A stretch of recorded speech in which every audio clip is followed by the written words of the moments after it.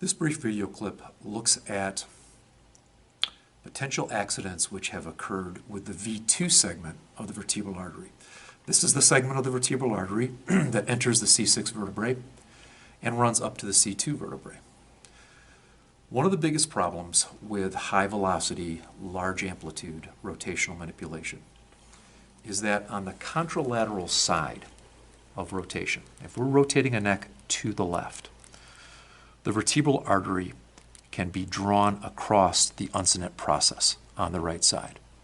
And one of the biggest problems with this is with progressive disc degeneration, the uncinate process oftentimes enlarges. Oftentimes it enlarges, it flattens, and it enlarges in a lateral direction. So when we rotate to the left, on the right side, the V2 segment of the artery can get stretched, and the lumen diameter can become compromised. If we look at left rotation on the ipsilateral side, on the left side, the biggest problem occurs with large amplitude rotational manipulation is that V2 segment of the artery can get stretched across the anterior aspect of a superior facet. This is another structure that's subject to arthritic enlargement secondary to cervical disc degeneration.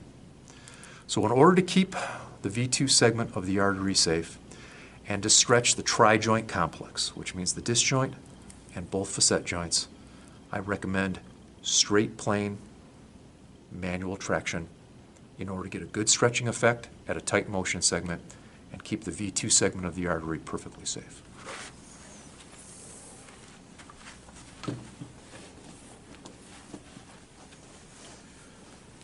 Say for the sake of discussion, the C3 motion segment was restricted in its mobility.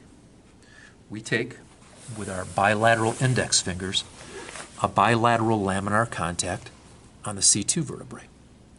We then facilitate that contact by pressing the head gently into our manipulating hands. We then take up a little bit of slack and give a short, quick